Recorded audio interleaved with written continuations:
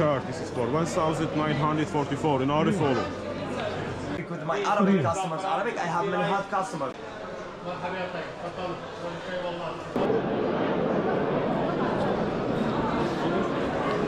अस्सलाम वालेकुम and welcome back to our channel once again.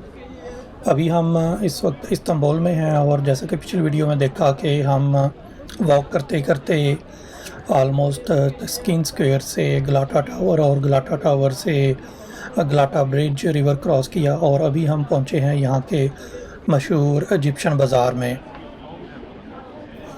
अच्छा, इसको इजिप्शियन बाज़ार भी कहते हैं और स्पाइस बाज़ार भी कहते हैं। किसी जगह पे मिस्री बाज़ार विच इज़ अगेन इजिप्शियन है, वो भी लिखा हुआ था।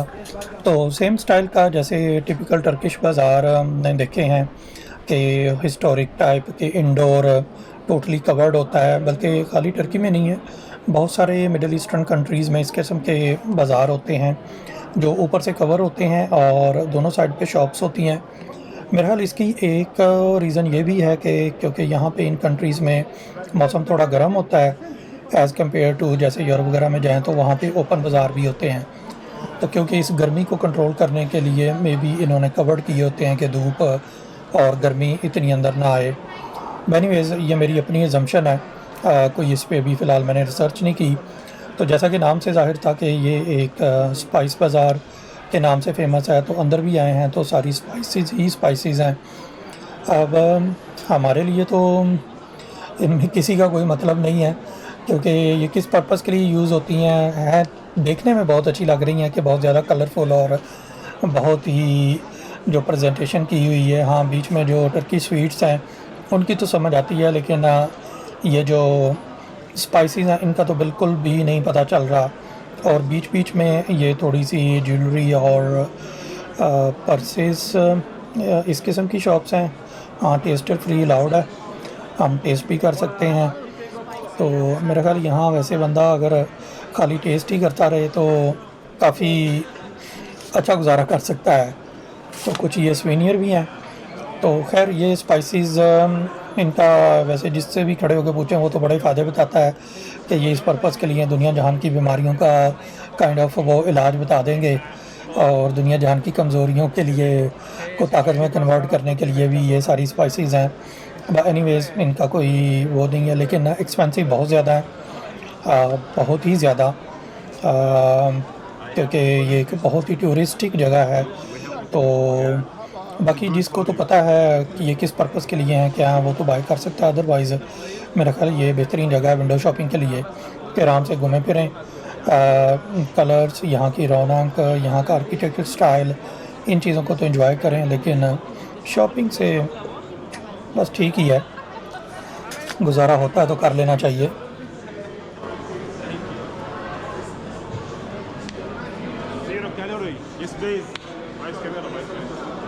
Thank you. Nice shop. Hello. How are you? Where do you come from? Okay, nice to meet you. Okay. Welcome to Istanbul. Welcome to Arifolo. Here's my dad. His name Arifolo. Here's daddy. Welcome. Thank you. He's very famous. It's for 1,944. Oh, I that's showed good. you.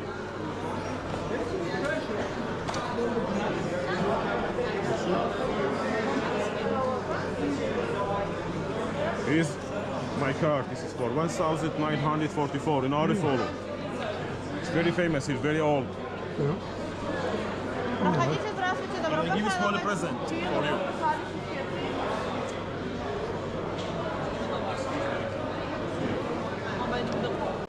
अच्छा, ये shop वाला तो बहुत ही friendly था, काफ़ी उसने चीज़ों का भी टेस्ट करा दिया और खैर अपनी शॉप की एडवर्टाइजमेंट भी कर ली।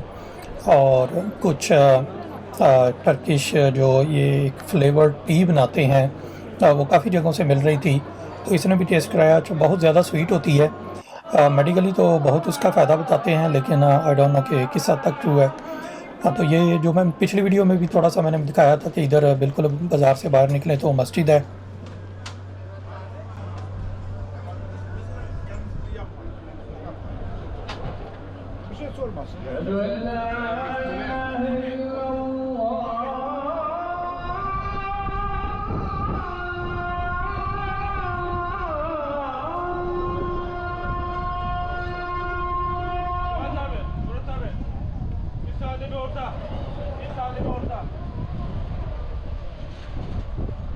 ज़ोहर की अज़ान हो रही थी, चलें अच्छी टाइमिंग रह गई, नमाज़ भी पढ़ ली। और वैसे मस्जिद बहुत ही खूबसूरत है ये वाली। इसकी मैंने अलग से वीडियो अपने चैनल पे लोड की है, मेरे ख्याल इससे पीछे वाली वीडियो में ही डिटेल से इस मस्जिद का, क्योंकि यहाँ बाज़ार में आने से पहले से ही ये मस्जिद स्टार्ट हो जाती है। बाज़ार के अंदर से भी रास्ता है और जब ब्रिज क्रॉस करके आएँ तो पहले बाज़ार से पहले वो मस्जिद ही आती है। तो बहुत ही खूबसूरत मस्जिद है, बिल्कुल ट्रेडिशनल टर्की स्टाइल की। तो उसकी ये अलग से वीडियो है, अगर आप मज़ीद डिटेल मस्जिद के बारे में इसको देखना चाहें या जानना चाहें तो वो वीडियो देख सकते हैं। बाकी वंस अगेन हम बाज़ार में आ गए हैं, वही कलरफुल ज़बरदस्त बाज़ार है। Where are you from? Turkish. I'm from Syria. Oh. I speak with my Arabic customers. Arabic, I have many hot customers from UK, US, and I have customer from Qatar, Saudi Arabia. You can try some herbal tea. Amazing for winter time. Amazing for energy, amazing for sinuses, amazing for relax. This is without mobile. Hot water, 2 small spoons, about 50 gram here. With the pomegranate.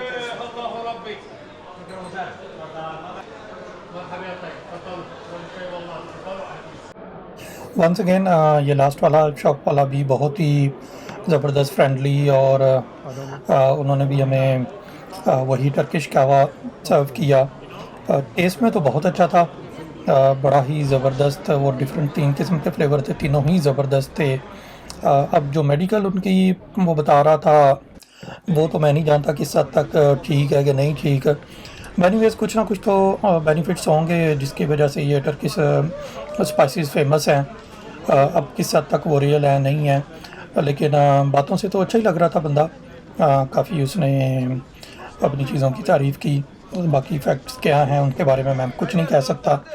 तो खैर अभी हम Egyptian बाज़ार से निकल आए हैं और प्लान ये है कि यहाँ से थोड़े ही फासले पे वॉकिंग डिस्टेंस पे शो हो रहा है कि यहाँ का जो ग्रैंड बाज़ार है, जो फेमस टर्की का शॉपिंग के लिए और स्पेशली क्या कहते हैं उसको कि डुप्लीकेट चीज़ों के लिए बहुत ही फेमस है ग्रैंड बाज़ार वहाँ का एशियन के। अगर आप इस्तांबुल में आए हैं तो अगर ग्रैंड बाज़ार नहीं देखा तो मेरा ख्याल है कि इस्तांबुल का ट्रिप कंप्लीट नहीं होता। तो हम उधर जा तो रहे हैं, लेकिन आज संडे का दिन है और शो यही हो रहा है कि ग्रैंड बाज़ार संडे को बंद होता है, which is kind of very unlikely.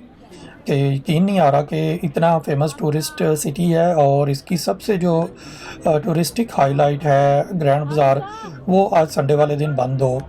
But anyways हम रिस्क ले रहे हैं, हम चलते जा रहे हैं। काफ़ी शॉप्स ये देख रहे हैं कि बंद है, तो यहाँ क्योंकि ज़्यादा दूर नहीं है तो ज़रूरी नहीं कि गूगल अगर शो कर रहा है बंद हो तो बंद ही हो। मेरा ख्याल बेटर यही है कि जाके चेक किया जाए खुद ही। लेकिन खैर रास्ते में हम जहाँ से भी जा रहे हैं हम देख सकते हैं कि ये भी एक ग्रैंड बाज़ार है। एक तो ये सारा हिस्टोरिक टर्की का जो पार्ट है ये वो वाला एरिया है और दोनों तरफ शॉप्स ही हैं, वही गारमेंट्स और सारी चीज़ों की। तो लेकिन ये कि चीज़ें बहुत ही एक्सपेंसिव हैं। अब पता नहीं कि ग्रैंड बाज़ार में जाके क्या होता है, तो वो तो वहाँ जाके भी देखेंगे। तो अगर देखेंगे, अगर तो खुला हुआ तो फिर आज उसको कैप्चर कर लेंगे। अगर वो इन केस ग्रैंड बाज़ार आज बंद भी होता है तो हमारे पास और दिन है, हम इसको मतलब कल या परसों किसी टाइम आके डेफिनेटली इधर आके इसको कैप्चर करेंगे, खुद भी देखेंगे और आप लोगों के साथ भी शेयर करेंगे। क्योंकि थोड़ा सा डाउट हो रहा है कि शायद बंद हो, क्योंकि जैसे जैसे हम ग्रैंड बाज़ार की तरफ जा रहे हैं शॉप्स की जो बंद शॉप्स की परसेंटेज है ना वो बढ़ती जा रही है। मे बी आप वीडियो में भी ऑब्ज़र्व कर रहे हो।